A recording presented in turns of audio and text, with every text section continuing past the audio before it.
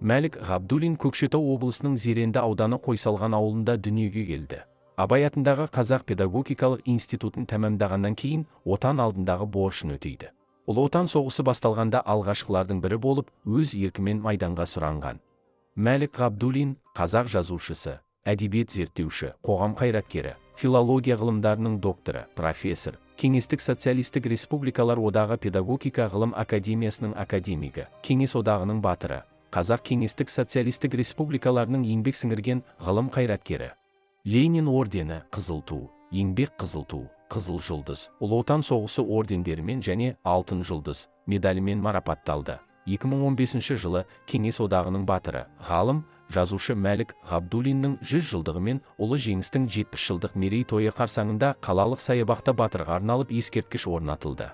Ескерткіштің биіктігі 3,5 метрді құрайды. Бұл жобаның авторы Тоқтар Ермеков, қоладан құйылған мүсінде батырдың соғыстан қайтқан кездегі бейнесі сомдалған.